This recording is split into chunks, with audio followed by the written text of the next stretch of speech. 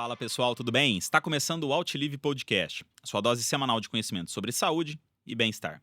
Eu sou Jorge Narciso, sou médico e o meu objetivo é trazer informação de qualidade e de confiança que você possa aplicar na sua vida e assim ver mais e melhor. E no episódio de hoje, a gente vai falar sobre as nossas relações interpessoais e como elas podem te ajudar ou até mesmo dificultar no processo de emagrecimento. E para falar mais sobre esse assunto, eu tenho o prazer de receber aqui Gabriel Aires, que é médico formado pela Universidade Federal de Juiz de Fora, especialista em medicina de família e comunidade pelo Centro Universitário do Espírito Santo, UNESCO, e sócio fundador da Outlive. Gabriel, obrigado pela sua participação, meu amigo.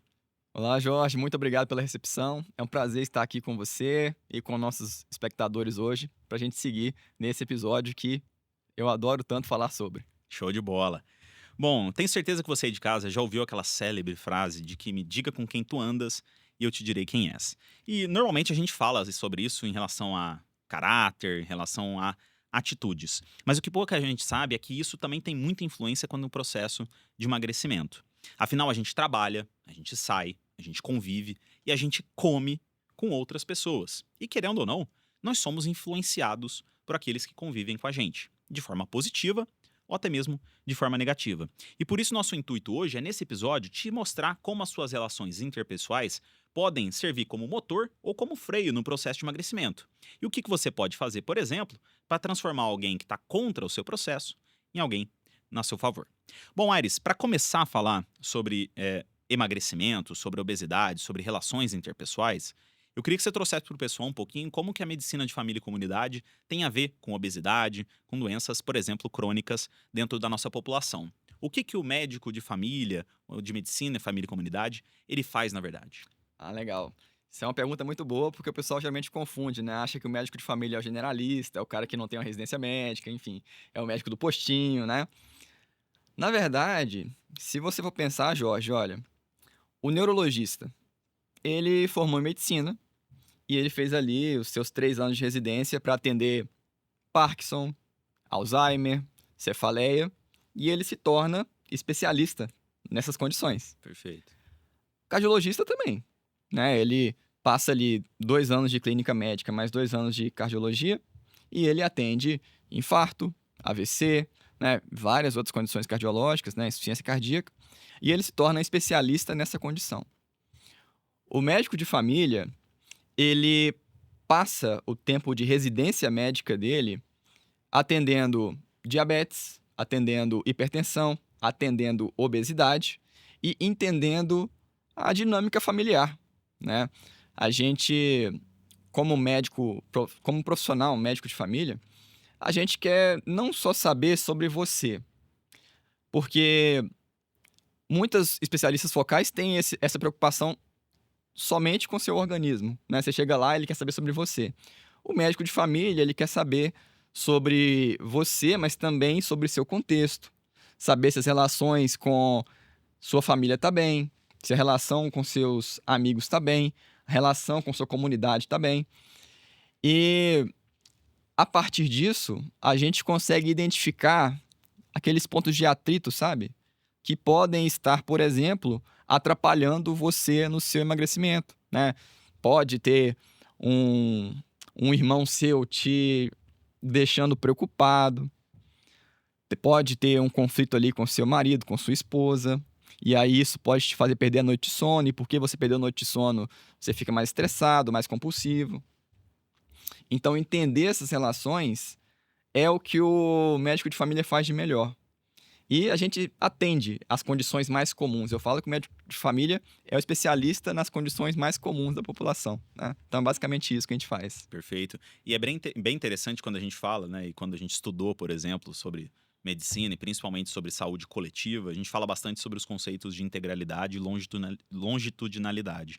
E esse atendimento do médico de família de forma mais integral, olhando para o paciente de forma mais completa, inclusive nas suas relações, e ao longo do tempo, é algo muito importante quando a gente fala sobre doenças crônicas, né? Você falou sobre obesidade, sobre diabetes mellitus, sobre hipertensão, todas elas são doenças crônicas.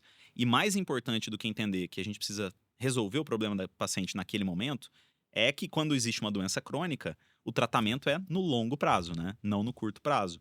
Qual que é a importância disso, por exemplo, na obesidade? As pessoas hoje em dia, elas realmente entendem que a obesidade é uma doença e é uma doença crônica que precisa ser tratada para o resto da vida? Ah, essa pergunta é muito legal, porque eu sempre falo com os pacientes assim, cara, medicina de família é muito focado em prevenção, né? Mas eu sempre falo assim, é, o problema de muitas coisas é que não prevenir não dói, Uhum. né? Então, a gente vai ao médico muitas vezes quando a gente tá sentindo uma dor, né? Quando, tipo assim, a barriga tá doendo, quando eu tô sentindo uma dor de cabeça, quando eu tô gripado. Mas e o prevenir? Será que a gente pensa, nossa, eu vou ali ver se tá tudo bem? Eu vou ali ver se tem algum rastreio que eu preciso fazer? E, e não fazer isso de imediato não dói. Às vezes é desconfortável, né? Tem que faltar ao trabalho, tem que procurar um horário na sua agenda, que já é toda lotada. E muitas vezes a gente vai preocupar com isso só depois de muitos anos, quando a gente já começou a sentir as dores, quando a gente já começou a sofrer com aquilo, né?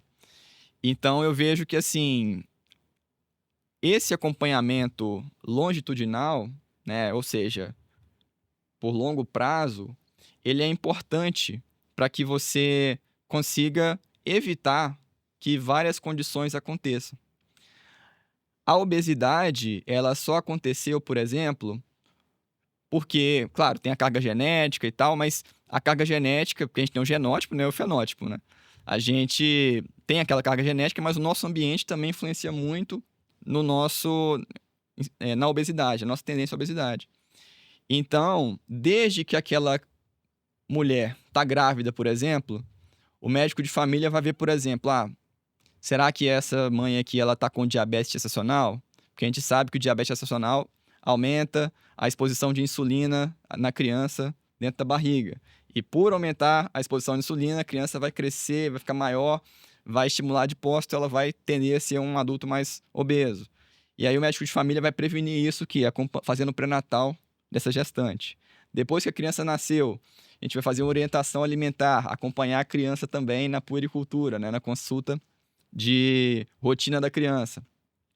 E aí a gente vai acompanhando, vendo se a alimentação está adequada, se a mãe recebeu orientação adequada. E aí a gente passa por uma fase também que é extremamente importante na criança. Ela vai evoluindo durante a vida. O médico de família acompanha durante a adolescência. Então, olha que legal, né? Você ter um médico que te acompanha a vida toda ali. E aí ele entende todas as suas dores, todos os seus percalços, todas as dificuldades que você passa, e ele consegue te ajudar nesses pontos, né? Porque ele te conhece profundamente. Não é um médico que você vai lá, consulta uma vez e tchau.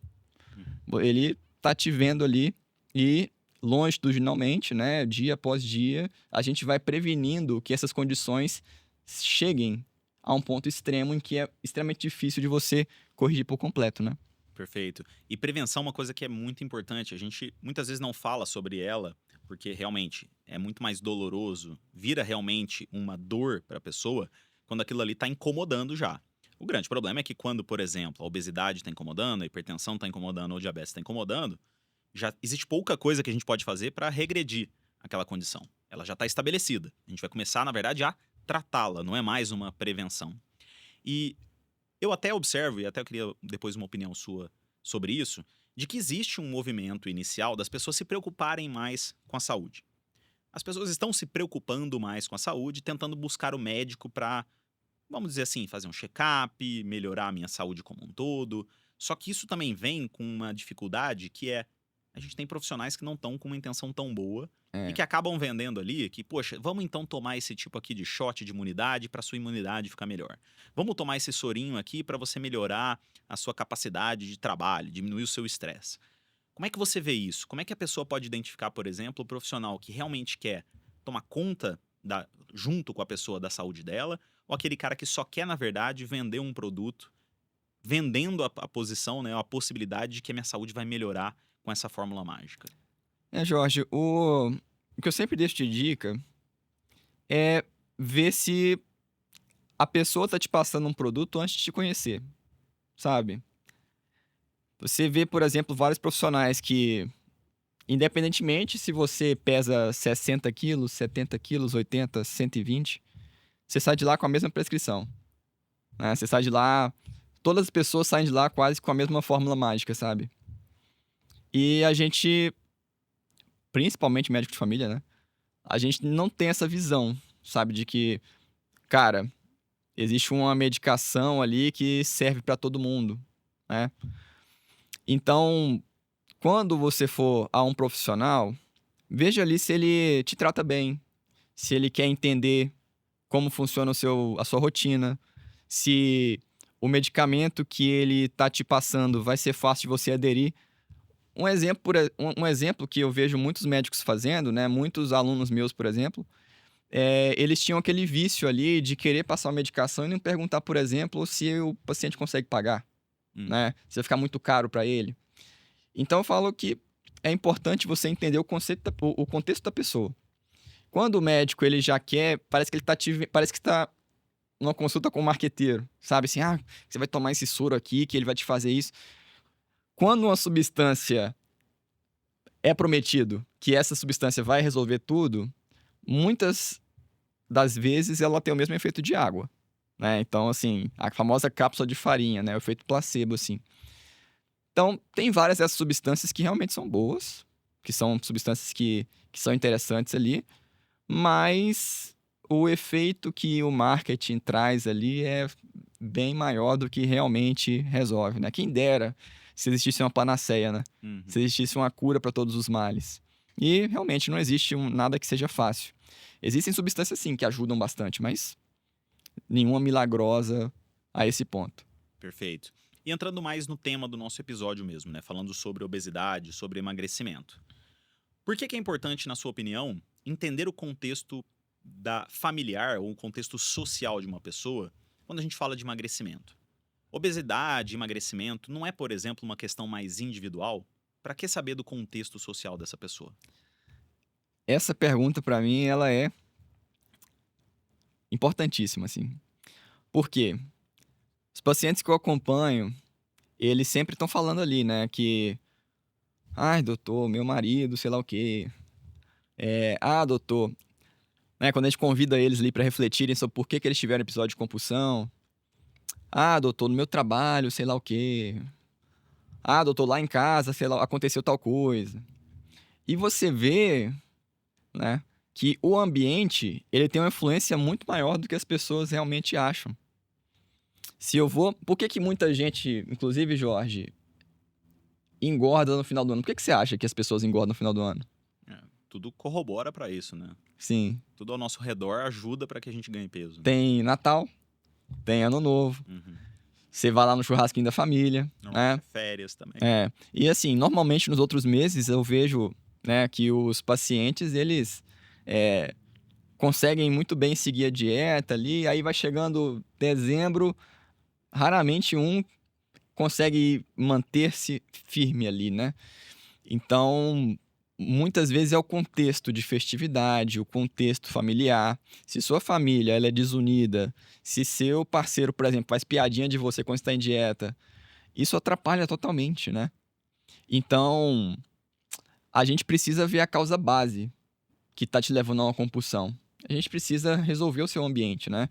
Seria a mesma coisa de falar que assim: "Ah, cheguei com dor de barriga no hospital, o cara me passou de pirona só para tratar a dor". Mas o que está causando essa dor de barriga? É isso que a gente tem que ver no consultório. Assim: "Olha, doutor, eu sou muito compulsiva, mas geralmente qual que é o gatilho dessa compulsão?". Então, entender esse contexto familiar e social, né, ele é muito importante para aumentar a adesão do paciente ali e realmente a eficácia do nosso tratamento, né. Perfeito. E a gente fala bastante aqui sobre ambiente. A gente já teve vários episódios, por exemplo, falando sobre ambiente. E muita gente acha que ambiente é basicamente a parte física em que a gente está inserido, né? Então, poxa, a minha casa especificamente, o meu trabalho, como ambientes físicos, a alimentação estar do lado e tudo mais. E é óbvio que isso também influencia. O próprio marketing que a gente tem hoje sobre os alimentos também influencia. A quantidade de alimentos hoje ultraprocessados que a gente tem mais disponíveis também influencia. Só que muita gente esquece que nós somos seres sociáveis, né? O ser humano, ele dificilmente consegue viver sozinho por muito tempo. A gente precisa de relações interpessoais para desenvolver a nossa vida como um todo. E as pessoas com que a gente convive, existe aquela outra fase cérebro que é nós normalmente somos ali a média das pessoas que nós convivemos. Isso realmente importa bastante quando a gente fala de uma condição que, ainda que não seja exclusivamente comportamental, tem um peso importante do comportamento. E quando a gente fala dessas relações interpessoais, o quão importante elas são para o processo de emagrecimento? Por exemplo, hábitos e comportamentos, eles realmente podem ser influenciados, eles realmente podem ser contagiados pelas pessoas que estão ao nosso redor? Nossa, muito legal. Essa ideia. Inclusive, o Spinoza, ele falava sobre isso, né? Tinha um conceito dele que era o imitatio affectum, a imitação dos afetos. O que ele falava? Que a gente é o que a gente sente nas pessoas. Então, por exemplo, se seu pai é mais estressado, provavelmente você puxa um pouco do estresse dele. Se sua mãe é um pouco ansiosa, provavelmente você vai puxar um pouco de ansiedade dela também. Se alguém do seu contexto familiar é uma pessoa compulsiva, que compra um monte de doce, provavelmente você vai ter uma tendência ali de ser uma pessoa compulsiva também. Então, essa imitação dos afetos que existe, ela é realmente, assim, muito marcante, né? Quando eu faço, por exemplo, uma visita domiciliar, você vê ali que as pessoas têm vícios muito parecidos naquele ciclo, né? Então, qualquer um de nós, assim, a gente enxerga a semelhança nossa, às vezes com nossos pais, com nossos irmãos, né? De ter crescido sob o mesmo ambiente, crescido sob mesmas ideias, né? Então, não só a família em si, mas aquela velha questão ali, né? Tipo, que nós somos a média das 5 pessoas que a gente convive mais. E é totalmente verdade, né? A gente é influenciado totalmente pelas pessoas que estão com a gente. E isso se faz muito verdade no contexto do emagrecimento também, né? Muitas vezes eu falo, por exemplo, muitas vezes eu tenho menos dificuldade para ajudar um casal de obesos a emagrecer do que um casal em que um é obeso, o outro não, e, tipo assim, para ele continua comendo, comprando tudo de gostoso lá, sem ter essa empatia pelo parceiro, né?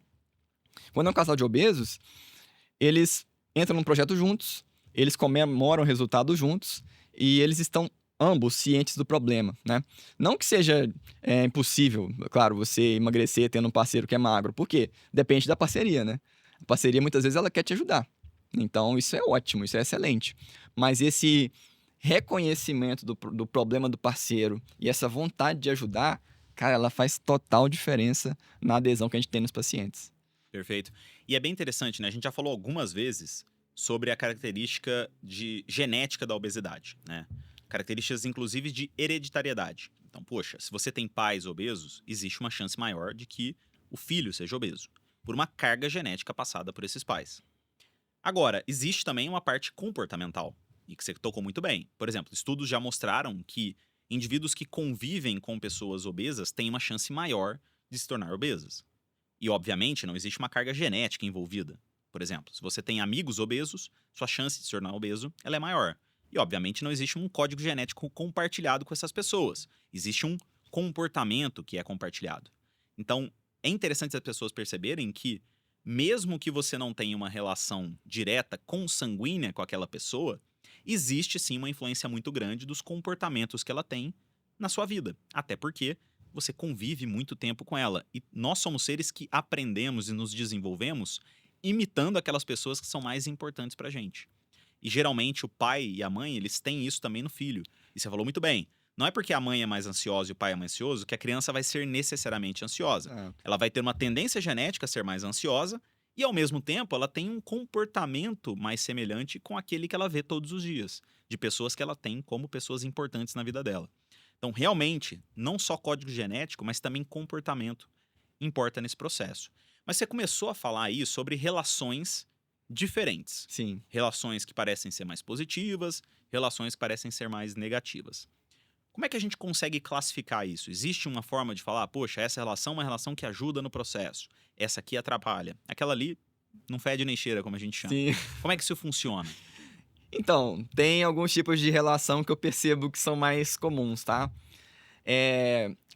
Vamos começar por aquela que eu acho que é a mais interessante e a gente vai depois para as que eu acho que são mais difíceis, né? A primeira eu gosto de falar que são as relações sinérgicas. Que palavra é essa, né? Que é sinergia? Sinergia é quando 1 mais 1 é maior que 2, né? A gente pensa assim, mas como assim? 1 mais 1 é matemática, é sempre 2. Mas, exemplo, vamos supor que eu tenho 3 músicos, Jorge. Eu tenho o João, que ele toca violão. Eu tenho o José, que ele toca bateria. E tem a Maria, que, sei lá, toca baixo. Que canta. Maria que canta, cantora. E aí, eles pensam em fazer carreira solo.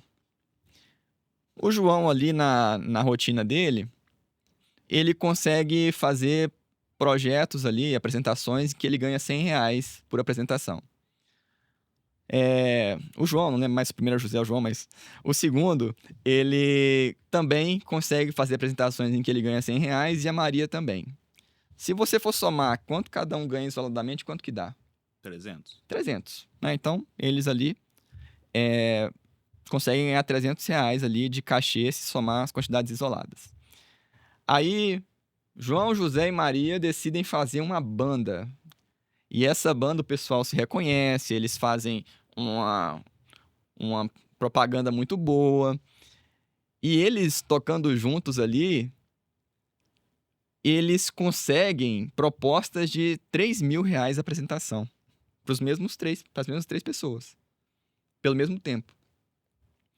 Se você pegar que eles têm um cachê de 3.000, quanto que cada um ganha agora isoladamente? R$ 1.000. R$ 1.000. Antes era 100.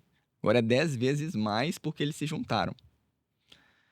É isso que eu chamo de sinergia. 1 mais 1 é maior que 2, né?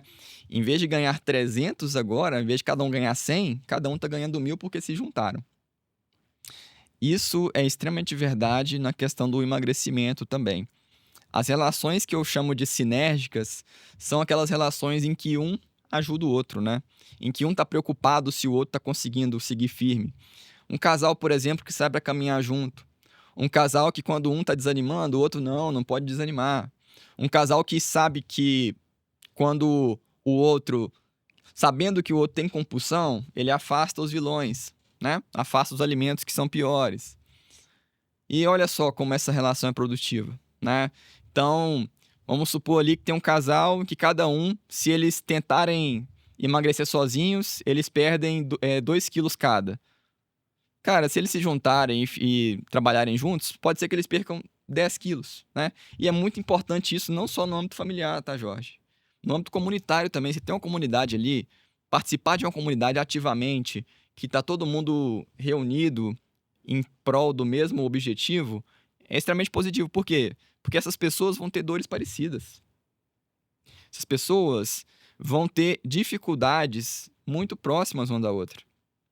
Então, é extremamente importante que a gente tenha alguém em quem se apoiar nos períodos de desmotivação que vão existir, né? Então, essas relações cinéticas aí, elas são bem, bem interessantes. Perfeito. E até interessante para o pessoal que nos acompanha aqui, inclusive pedir para quem já está nos acompanhando há um bom tempo, curtir o episódio e também se inscrever no canal caso não seja inscrito, para entender que o próprio Outlive Podcast, a própria Outlive, é uma comunidade também de pessoas que querem viver mais, viver melhor, perder peso, manter esse peso perdido ao longo do tempo. Então, convidar o pessoal também a fazer parte dessa nossa grande comunidade e escrever aqui nos comentários as dúvidas, o que eles estão gostando, o que eles querem saber mais, porque também é um intuito nosso aqui, é óbvio, ser um grande ambiente online de combate à obesidade, não às pessoas obesas, né? Receber as pessoas com empatia, mas também conseguir mostrar para elas que existe um caminho, e um caminho que está muito mais relacionado ao comportamento dela do que necessariamente ao uso de uma medicação ou alguma estratégia maluca. Perfeito.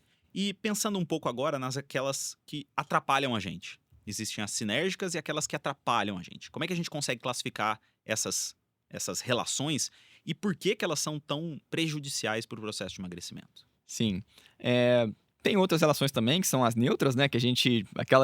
Pegando essas palavras ali que nem fede nem cheira, né? Que A gente vai falar a gente sobre vai elas falar também. a gente pode falar sobre elas. Mas essas relações que atrapalham, eu gosto de falar que são as relações antagônicas, né? Aquelas relações que, assim, você tenta...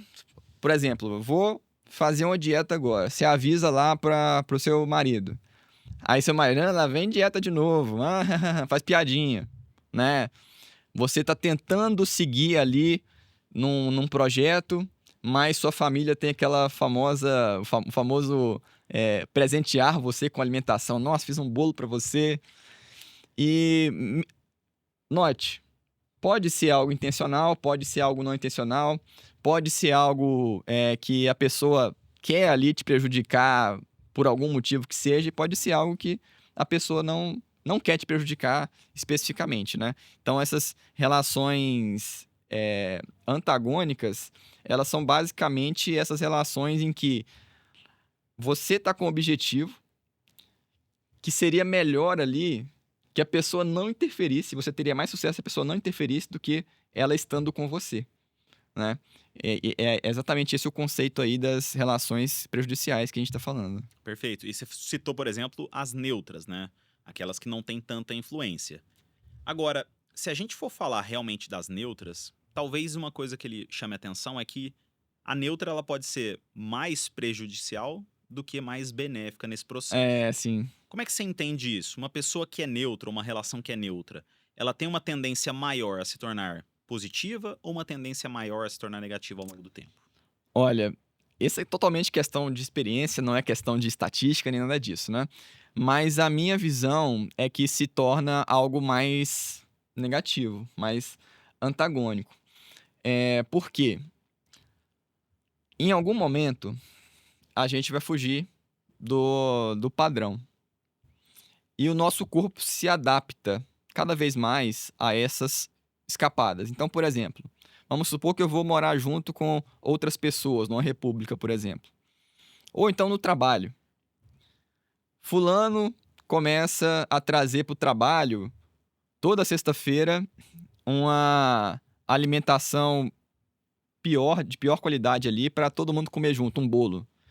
E o pessoal gosta dessa ideia, de trazer um bolo ali toda sexta-feira para comemorar a sexta.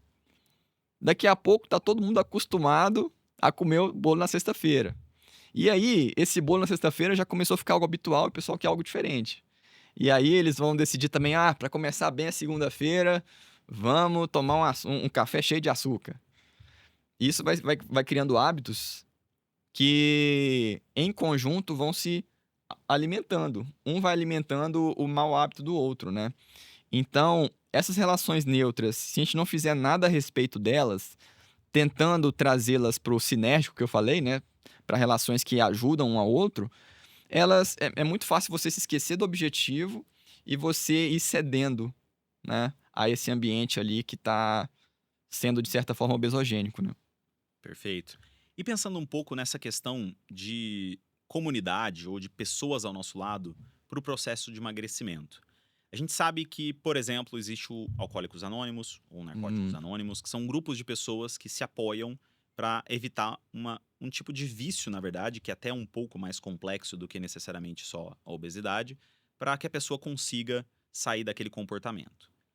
E quando a gente fala desse tipo de comunidade, existe uma relação muito grande ali de hábitos em si, de ensinamentos, de um autoconhecimento aplicado que a gente tem ao longo do processo. Qual é a importância e por que é mais fácil emagrecer com uma comunidade ou com pessoas ao nosso favor do que sozinho? Por que isso acontece? São, assim, inúmeros fatores que a gente tem, né? O primeiro é que as pessoas, os seres humanos são seres sociais. Eles recebem ali uma injeção de prazer quando estão com outras pessoas, né? Em sua maioria. Eles querem estar próximos a outros. E somente o fato de você pertencer a algum lugar, você vestir uma camisa ali, muitas vezes constrói sua identidade, né? Então, eu faço parte do pessoal da igreja, eu faço parte ali do pessoal do projeto social.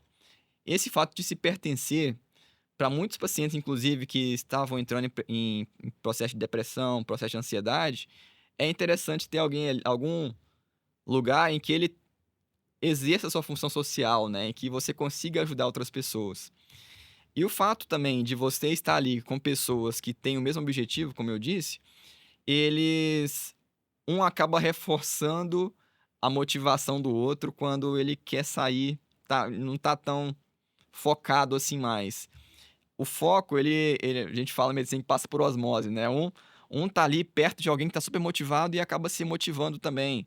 Pessoal, vamos fazer um desafio aqui para emagrecer tantos quilos até o carnaval? E aí as pessoas que estavam quase desistindo da dieta começam a, a focar mais. Então, isso aí de um se apoiar no outro é muito interessante. Por isso que o Alcoólicos Anônimos existe há tanto tempo, né? E funciona há tanto tempo para quem realmente quer mudança.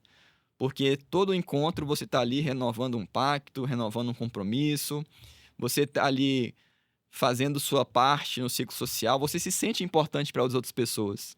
Fala assim, eu também estou ajudando, olha que legal. Eu não só estou melhorando a minha situação, como eu estou tornando o mundo também um lugar melhor, né? Tô ajudando as pessoas a conquistarem seus objetivos. Então esse ambiente, assim, ele é extremamente positivo. E outra coisa que é bem interessante, né, que é você conhecer ou reconhecer nas pessoas os mesmos problemas, as mesmas Sim, dificuldades e ter também, por exemplo, o apoio daqueles que já passaram por aquilo e exato. que talvez desenvolveram ferramentas ou comportamentos que ajudaram ela a continuar no caminho certo, Sim, né?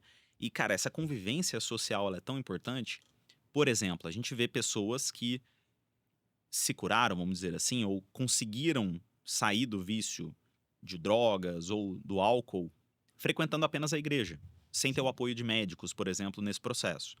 E ainda que, lógico, a gente sempre recomende o apoio do médico, porque algumas substâncias podem, inclusive, causar ali uma síndrome de abstinência muito grave, podem ser muito ruins quando interrompidas de forma muito abrupta, mas as pessoas conseguem mesmo sem esse apoio, somente, e aí não é só uma questão religiosa, mas também comportamental, com o apoio das pessoas da igreja, ela consegue parar de usar o medicamento. Ela consegue parar de usar a droga. Então, realmente existe um poder muito grande nisso. Agora, esse apoio, ele muitas vezes pode vir de uma forma mais genuína, verdadeira, ou ele pode ser o que a gente chama de o apoio da positividade tóxica da pessoa. Daquela que apenas quer parecer que está te ajudando, mas no final ela não se importa tanto com a gente. Existe realmente essa diferença do apoio mais profundo, verdadeiro e do apoio superficial? sim. Vamos pegar esse ponto da comunidade que você falou, inclusive, né?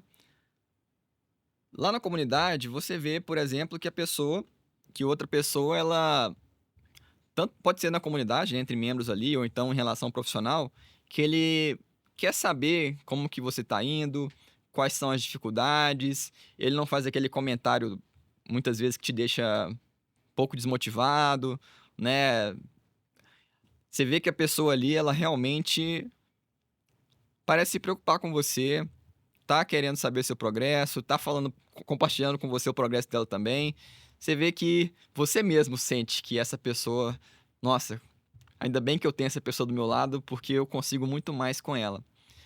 Mas realmente tem pessoas ali no trabalho que até no trabalho ou em outros ambientes que assim, você sente um nó na garganta de vez em quando a pessoa fala com você assim: "Nossa, tá magra, hein? Tá magra". Nunca e você sente, assim, que parece que é uma inveja, parece que, né, e aí a pessoa também, ela não quer nem saber o que está passando, né, às vezes ela tá assim: "Não, mas você não pode parar com esse objetivo, né, mas eu perdi um ente querido". "Não, mas a gente tem". A pessoa ela não te ouve, né. Isso acontece entre pessoa a pessoa, pessoa profissional, esses vínculos, eles acontecem, né. Então, geralmente eu gosto de perceber pelo nó na garganta. A pessoa falou uma coisa, te deu aquele nó na garganta, assim, tipo, aquela sensação, mesmo que temporária, de algo ruim, eu falo assim: cuidado, tá? É interessante que você tenha pessoas ali que estão cientes do problema, que estão cientes da solução correta, né? Que sejam realmente pessoas decentes, que passaram por esse processo e que resolveram da forma mais adequada. E que você se sente bem ao estar com elas, que você quer estar com elas. Senão, realmente ali vira uma positividade tóxica e o ambiente fica contaminado. Perfeito. E pensando, por exemplo, na pessoa que tem uma relação antagônica ou tem uma relação neutra e que ela convive muito. Talvez um casal, por exemplo, pais e filhos, até mesmo o próprio profissional e a pessoa. Quando é que você percebe, né? O que você percebe de comportamento nas pessoas que te faz pensar assim, poxa, já chegou o momento em que eu não devo mais tentar mudar aquela pessoa que está comigo, mas eu preciso, na verdade, ter um comportamento mais ativo. Qual que é a importância, por exemplo, da pessoa entender que, no fim das contas, é ela quem precisa tomar a decisão final, porque é o comportamento dela que vai influenciar no processo de emagrecimento ou não?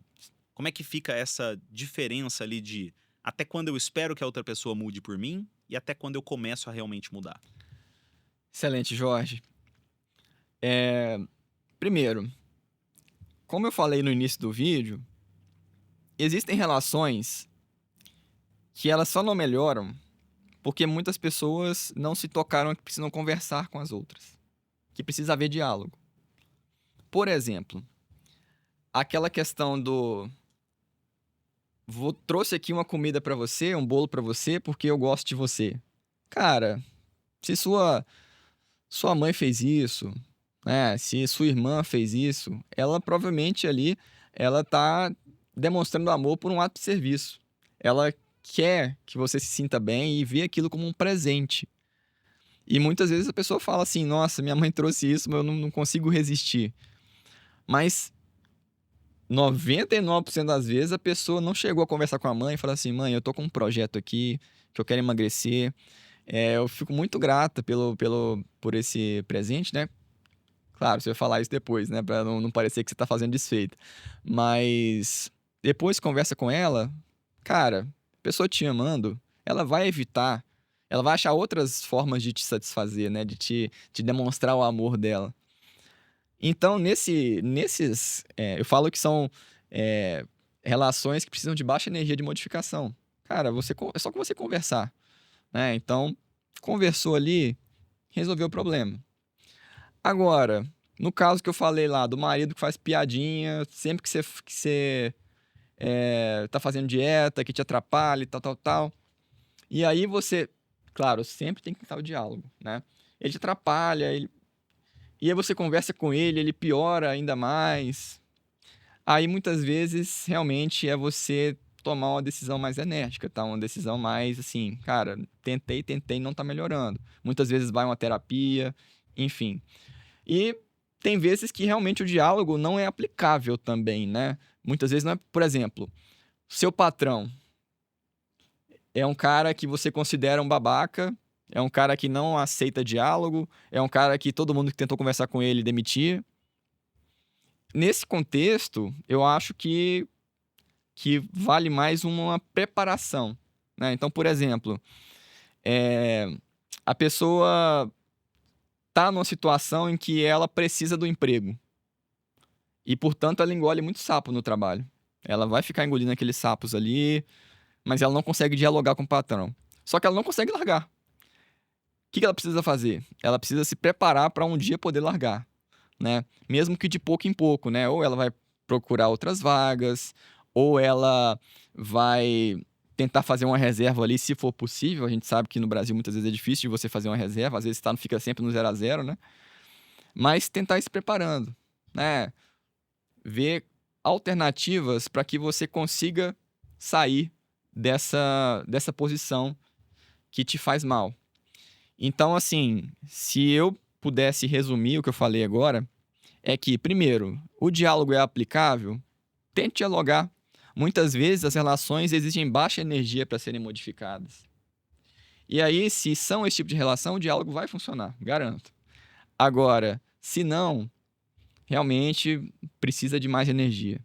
Você precisa ali de tentar algo mais enérgico e muitas vezes tomar uma decisão dolorosa. Perfeito. E, cara, você tocou num ponto que é muito importante, e a gente percebe isso em várias condições de saúde e até várias outras coisas da nossa vida, comportamentos sociais como um todo, que é essa demonstração de afeto, né? E realmente é muito difícil você estar com pessoas que você gosta, que te amam realmente, e você negar um presente, É. negar, por exemplo, alguma coisa. E talvez hoje em dia a gente tenha um problema muito grande das pessoas se conversarem, né? Poxa, quantas vezes a gente não tá num restaurante sentado, tentando jantar com uma pessoa e ela tá o tempo inteiro mexendo no celular. Ou, por exemplo, quando a gente tá num jantar com uma pessoa interagindo e a gente olha pro lado, as pessoas não estão se falando. Estão olhando pro celular, estão fazendo outra coisa. Então, realmente, hoje em dia, se conversa muito pouco. Antigamente era tradicional a gente sentar na mesa com os pais, comer, conversar, como o que aconteceu no dia. Então, as relações elas eram construídas de uma forma mais profunda. Inclusive, a gente tem muito mais abertura quando essa relação é mais profunda. E talvez o que você falou é realmente pouquíssimo esforço que a gente precisa fazer para poder mostrar para a pessoa que, olha, eu gosto de você, eu sei que você gosta de mim, mas eu tô nesse projeto agora. Poxa, você consegue me apoiar? E aí muitas vezes a gente vê uma transformação daquela mãe que fazia o bolo para a pessoa e começa a fazer uma receita fit, começa a trazer uma coisa que vai ajudar no processo de emagrecimento. Então, aquela pessoa que realmente quer te trazer apoio, que é aquela relação positiva que a gente falou, sinérgica, verdadeira, ela vai se adaptar. Porque para ela não é um esforço. Na verdade, o que ela quer é demonstrar carinho, não te trazer comida, necessariamente. E isso é muito importante, né? E é uma coisa que o médico de família consegue fazer pelo esse trabalho mais longitudinal com a pessoa, né? Eu tô acostumado com o meu microfone aqui apertando.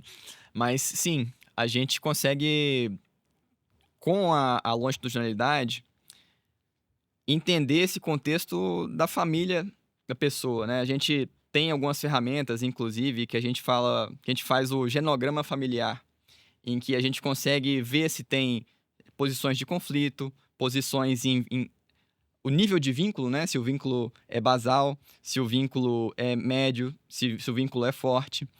E isso fica gráfico, né?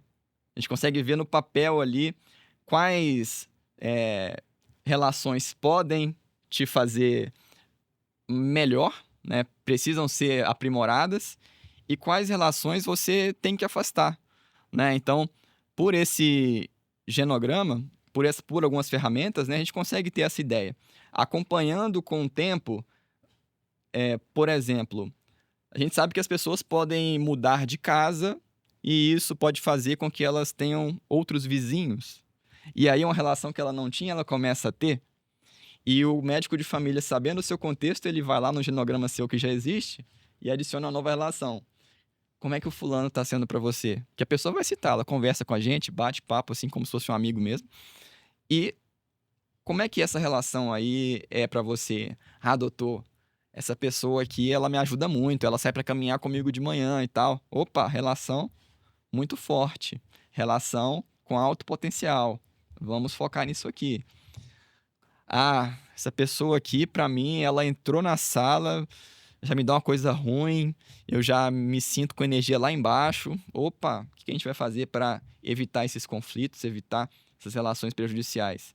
Então, ferramentas de medicina de família, né, o genograma, o ecomapa, eles ajudam bastante a gente entender como que as instituições, por exemplo, também ajudam, né? Doutor, quando eu vou à igreja, eu me sinto motivada. Eu não consigo ficar sem ir ao culto. Eu não consigo ficar sem ir à missa. Quando eu vou lá, minha semana, ela se renova. Eu me sinto bem, entendeu? E eu falo, nossa, que excelente. Então, esse vínculo com a igreja, ele precisa ser mantido, porque é algo que faz bem para o seu psicológico. É algo que faz bem para você cumprir os seus objetivos, né? E olha só para você ver. Inicialmente, você pensa assim, o que a igreja tem a ver com emagrecimento? Para o médico de família, tem muito a ver com emagrecimento. Tem muito a ver com o controle de qualquer doença, por exemplo. Por quê? Porque aumenta a sua motivação, aumenta a sua vontade de viver, aumenta a sua vontade de continuar nos seus projetos. Quando você não tem vínculos de apoio, alguém que te apoie, alguém que te dê um ombro amigo ali, o que prevalece são não só as relações ruins, como a sua percepção sobre aquelas relações ruins. Você começa a ter mais tempo para prestar atenção nelas. E às vezes alguma coisa que era para ter isso aqui de importância na sua vida, tem isso aqui de importância na sua vida.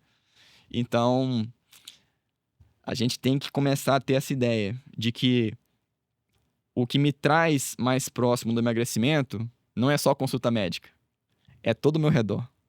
É família, é amigo, é igreja, é trabalho, tudo tem alguma influência, né? Pode ser direta ou indiretamente, né? Pode ser alguma coisa lá que afeta diretamente na sua refeição ou uma coisa que afeta o seu psicológico e faz você descontar na refeição, né? Perfeito. E você tocou num outro ponto que também é muito importante, que durante um bom tempo, e eu acredito que muita gente hoje em dia também tem esse tipo de comportamento, a gente terceirizou o cuidado com a nossa saúde, né? Então, poxa, o cuidado da minha saúde não é responsabilidade minha, é do meu médico, é do Estado, é das pessoas que convivem comigo. E quando a gente olha, na verdade, quem é o mais responsável, quem precisa ser o protagonista desse processo todo é a própria pessoa. Porque, afinal, são os comportamentos dela, mesmo que influenciados por qualquer outra pessoa, que vão gerar problemas ou benefícios. Quão difícil para você é, por exemplo, pegar uma pessoa que enxerga o emagrecimento de uma forma mais superficial, de uma forma ali sem um propósito mais profundo, e conseguir mostrar para ela que muitas vezes é essa superficialidade, essa forma mais rasa de entender o emagrecimento que está dificultando com que ela consiga se manter no processo. Aqui saindo um pouquinho mais da relação interpessoal e pensando realmente na pessoa como um todo. É preciso ter um propósito maior para, nesses momentos de dificuldade, conseguir dialogar com a pessoa, conseguir convencê-la de que esse é o grande objetivo da sua vida? Como é que isso funciona? Então, primeiro, na medicina de família a gente nunca tenta impor nada. A gente sempre fala assim que a consulta médica do médico de família, ela é 50-50, ela é meio a meio. A gente tem o médico especialista nas condições de saúde, né, e no ambiente familiar ali, nas relações interpessoais, e a pessoa que é especialista nela mesma. A pessoa viveu a vida toda com ela mesma, ela se conhece, né? Só que muitas vezes a pessoa não para refletir sobre as próprias ações. Como você bem falou, ela tem às vezes um conhecimento muito raso e um não entendimento do problema. E aí, numa consulta que a gente tem, a gente consegue fazê-la tomar essas conclusões, né? Chegar a essas próprias conclusões. Como? Trazendo à consciência as coisas que ela está fazendo. Então, o comer, por exemplo, de forma inconsciente, ela tá ali beliscando, tá ali fazendo as ações dela e ela vê de forma superficial, tipo, isso aqui é pequenininho, né, não tem tanta caloria, tá comendo e tô cansado, eu mereço, e tem aquele monte. Ela não problematiza as coisas que realmente são problemas, né? Elas tendem a achar, tipo, eu mereço, depois eu faço. E o que o profissional ele faz é trazer isso à luz, é conversar com a pessoa, entender o que ela gostaria de fazer, onde ela gostaria de chegar e, mais importante do que isso, o que ela não gostaria de fazer também, né? Como eu sempre falo da competência cultural, eu tenho que entender os 50% da pessoa. No final, eu não sou um juiz. A gente não exerce aquela medicina antiga, paternalista, em que o médico era o pai do paciente, em que qualquer problema que acontecia, a culpa era estritamente do médico. Não. A gente tem uma consulta compartilhada. Então, a gente, nós profissionais, nós também aprendemos muito com cada paciente que a gente atende. É por isso que é importante ter aquele contato humano, você gastar um tempo com o paciente, conversar com ele, entender ele profundamente e que ele consiga se abrir, né? Se for aquela consulta que às vezes tem lugares ali que não deixa nem cadeira no consultório, pro cara já ir embora rápido, né? Pro cara já sair de lá, sumir. E é uma doideira, é uma loucura. Medicina de família não, a gente já quer ali conversar com você, às vezes visitar sua casa, entender as relações pessoais e ver o que te sabota. E te fazer ter essa consciência e tornar cada vez mais o seu conhecimento sobre você mesmo menos raso. Perfeito. E até a importância ali da gente acabar focando na adaptação e na verdade, no encaixe do guideline que a gente tem, né, das orientações médicas que a gente tem, do conhecimento médico que existe, na realidade do paciente. Porque quando a gente fala de emagrecimento, por exemplo, não importa tanto a dieta que a pessoa segue. O mais importante é que ela consiga seguir aquela dieta de forma consistente ao longo do tempo. Não importa tanto o tipo de exercício que ela faz. É importante que ela consiga fazer esse exercício durante muito tempo, a maior parte da vida dela. Então, quando a gente consegue entender a realidade do paciente, a gente consegue adaptar os conhecimentos para a realidade dele e fazer com que ele tenha aderência. Porque, no fim das contas, é a aderência que faz a diferença a longo prazo, não é mesmo? Exatamente. A aderência, assim, é, é o ponto, é o grande ponto. Se a pessoa às vezes ela se planeja muito, ela Vou pegar o final de ano agora mesmo, que é um período em que as pessoas fazem o quê? Muita resolução, né, Jorge? Uhum. Tem as resoluções de ano novo. Esse ano eu vou ser diferente. Aí passa o primeiro mês, já desiste de tudo. Por quê? As pessoas tentam mudar a vida da noite pro dia. Se eu vou criar hábitos novos, 10 hábitos novos nesse novo ano, eu vou ser uma pessoa completamente mudada do dia pra noite. E isso dificulta a adesão, você bem disse.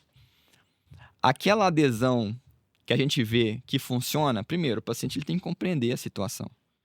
Ele tem que conversar com o profissional e ver assim, olha, você vai chegar, eu sei que você quer chegar a esse ponto, mas a forma de você chegar a ele é você não tentar mudar radicalmente.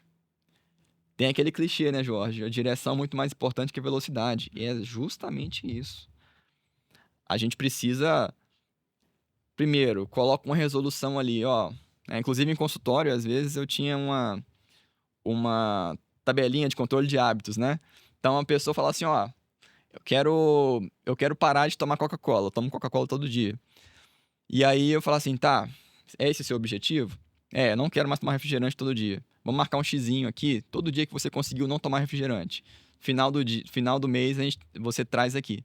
E aí, como é algo simples de fazer, né? Tipo assim, é um objetivo só, um foco só, a pessoa tem uma grande chance de sucesso. Até que isso vira um hábito. E aí, vira o hábito não tomar refrigerante e ela pode partir para outra coisa. Porque se ela colocar assim, ó, não vou tomar refrigerante, mas também não vou comer pizza, também não vou comer isso, não vou comer aquilo, não vou comer aquilo. Olha o tanto de coisa que você tem que prestar atenção, que ainda não está incrustado no seu âmago, né? Que você não está acostumado. Então, pessoal, a gente fala sempre ali da importância de você ter metas pequenas que sejam fáceis de cumprir, fazê-las repetidamente, torná-las um hábito e depois que você se sente tranquilo, você tenta mudar outras coisas na sua vida também. Até que chega um momento que você está na versão que você queria inicialmente e você começa a ter outras metas, né? Perfeito. E pensando um pouco nas relações que a gente falou antagônicas, você já disse que talvez o diálogo seja o primeiro ponto que a gente precisa para tentar resolver uma situação que muitas vezes é neutra e torná-la positiva, ou até mesmo antagônica e torná-la também positiva. Sim. Mas quais são os próximos passos? Quando o diálogo ele não funciona, o que talvez a pessoa precisa fazer e até mesmo entender que ela precisa ser a protagonista e ela precisa tomar a decisão final? Como é que você faz isso no dia a dia? Então, o que geral, assim, a gente jamais pode falar para o paciente o que ele vai fazer. Isso é uma decisão dele, né? A gente não pode falar assim, olha, você precisa divorciar do seu marido. Isso é extremamente antiético da parte médica. A gente não pode falar isso. Mas as relações antagônicas, que depois que você tenta muito e muito e muito, o máximo, você tentou terapia, tentou fazer várias coisas, o afastamento geralmente é a resposta, né? Então, assim, como eu dei o exemplo do trabalho lá, que o patrão é um babaca. Cara, eu tentei de tudo, né? Mudou alguma coisa ali, eu tive esperança tentei dar uma chance nova, não muda, não muda, não muda.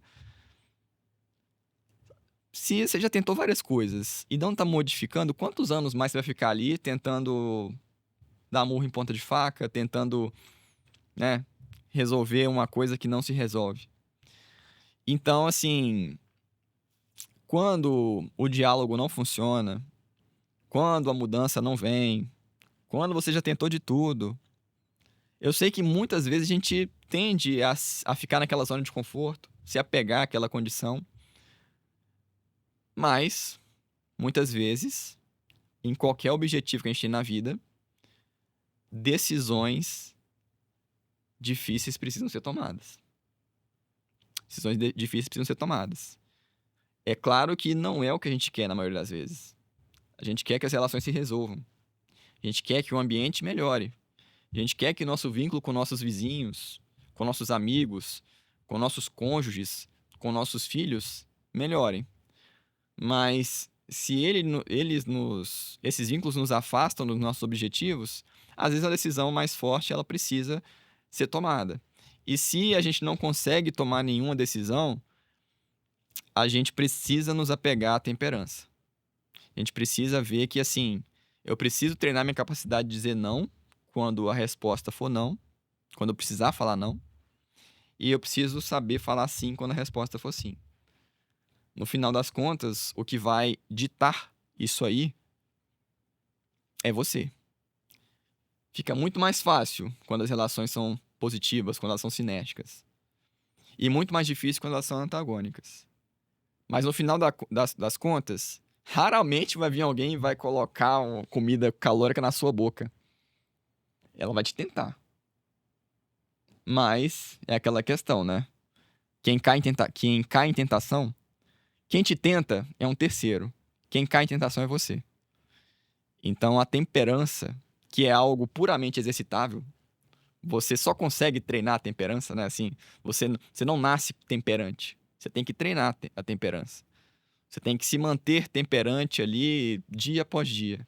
E esse treinamento é o que faz resistir a essas situações em que muitas vezes o ambiente não é modificável. Perfeito. E eu acho que esse ponto é muito importante porque você falou muito bem. O ambiente em si, se a gente for pensar, sociedade, ele não é algo que a gente tem uma influência tão grande, né? Não é algo que é modificável. Óbvio, existem ações que estão acontecendo, colocar nos alimentos que eles têm açúcar adicionado, que eles são altamente calóricos é um ponto.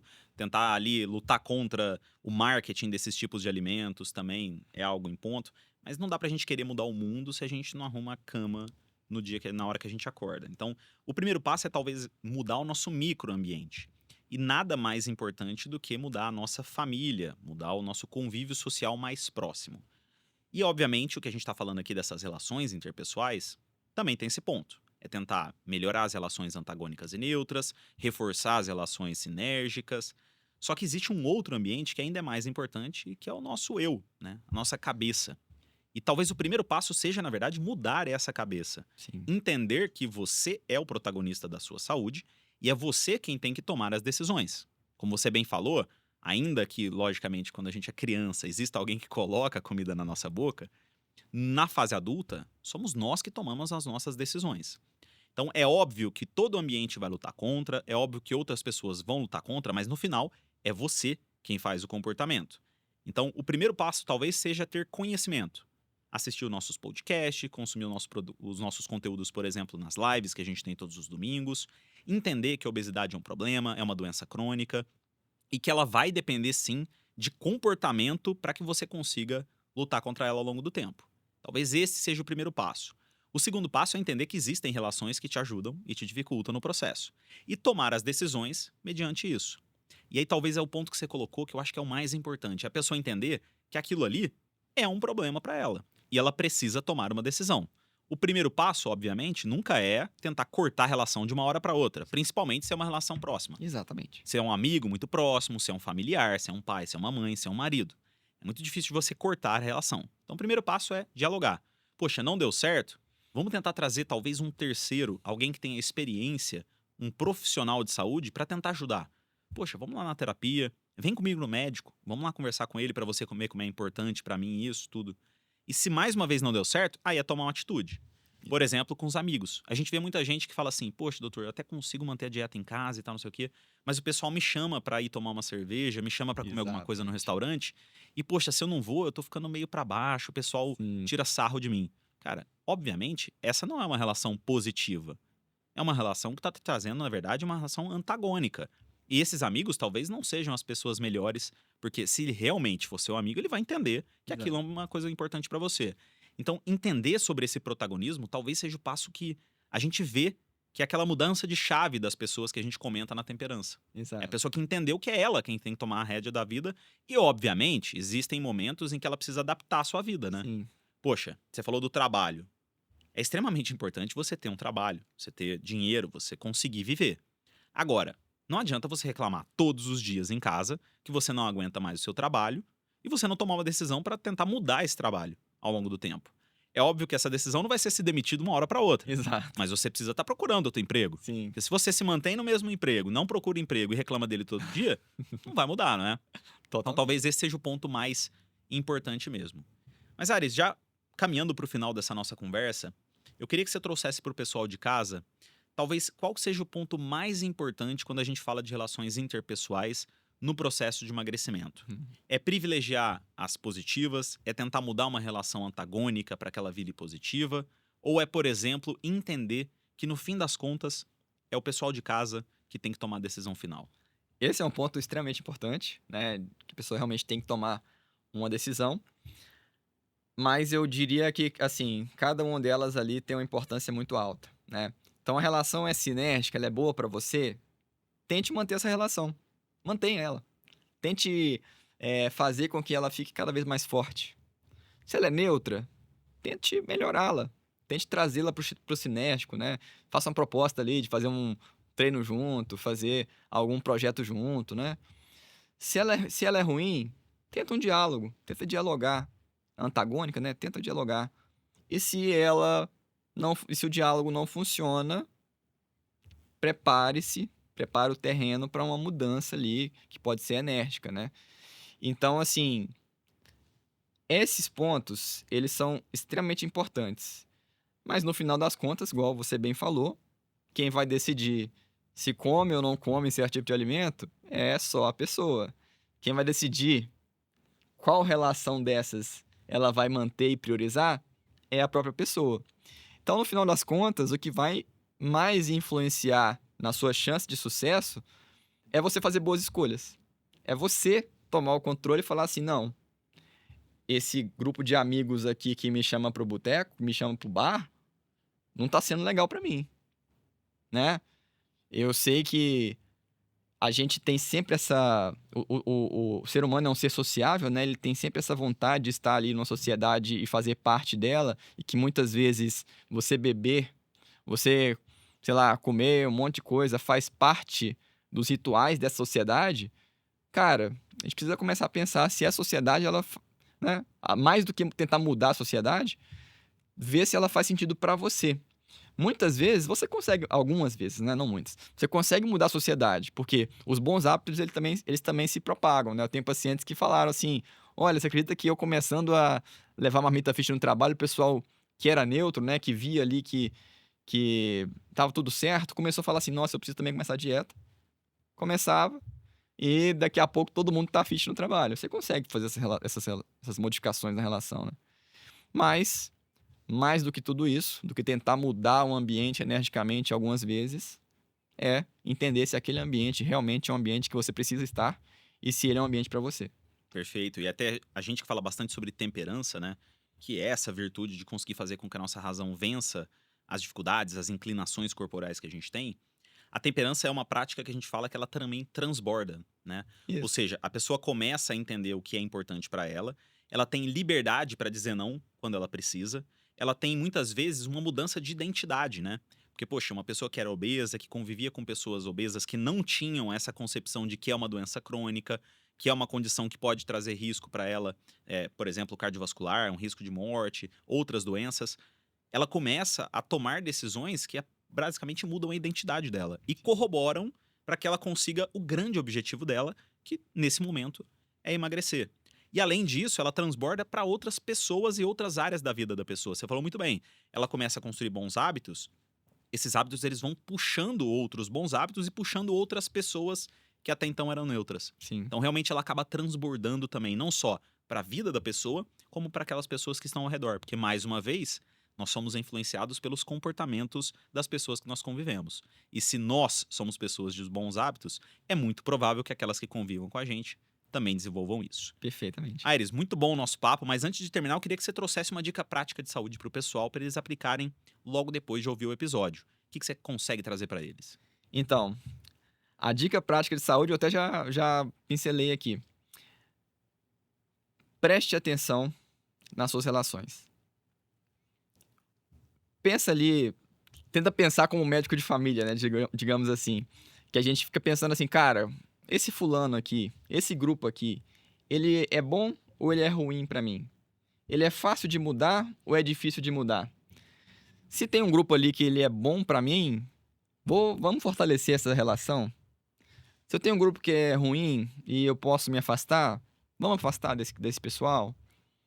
Porque muitas vezes a gente vive no automático, né, Jorge?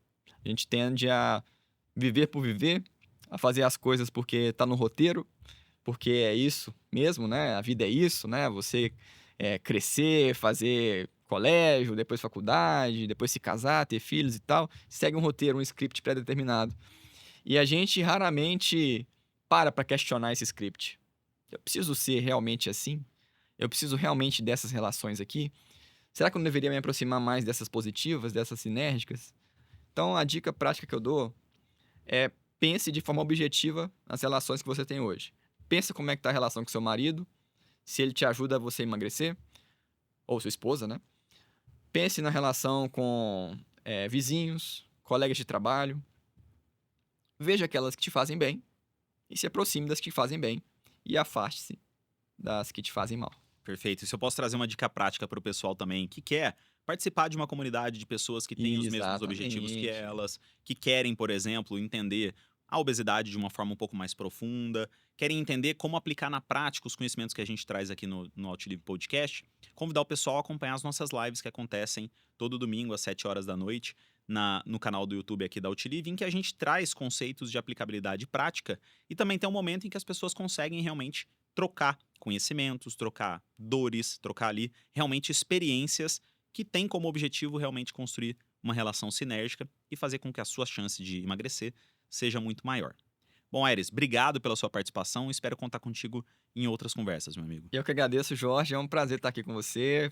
Prazer passar conhecimento e também aprender um pouco ali com todos vocês, né? Eu digo que os pacientes, eles sempre me ensinam alguma coisa. Não importa quanto tempo de trabalho que eu já tenho, tanto tempo de acompanhamento que eu já tenho com os pacientes. Cada família, cada pessoa é uma história totalmente diferente, é um aprendizado totalmente diferente e é muito importante ter alguém ali que olhe para você e para sua família de uma forma integral, né? De uma forma que o médico tradicional não está acostumado, né? O médico, ele às vezes assim, tô com dor de dente, vou ver se eu que é o dentista, né? Tô com a dor aqui no braço, vamos ver seu braço. Tô com a dor na barriga, vamos ver sua barriga. Não. É interessante que a gente tenha uma visão da nossa vida completa, né? Então, é um prazer estar aqui com vocês e poder aprender e compartilhar um pouquinho que eu sei ali, né? Sobre essas questões que a gente vai aprendendo cada vez mais com o tempo e cada vez mais, cada família, cada pessoa que passa pela gente, a gente vai construindo ou vai calejando ali, ficando cada vez melhor nessas questões. Show de bola. Obrigado pela participação, meu caro. Eu que agradeço, Jorge. Um abraço. Bom, se você gostou da nossa conversa de hoje, não deixe de se inscrever no nosso canal e ativar o sininho das notificações para não perder os próximos episódios. Toda semana a gente vai trazer informação de qualidade, de confiança, baseada em ciência e focada naquilo que realmente faz a diferença para você viver mais e melhor. Se você também quer tomar a decisão de emagrecer de forma consistente, mudar a sua vida de uma forma muito mais saudável, eu te convido a participar do nosso produto Pacto Outlive.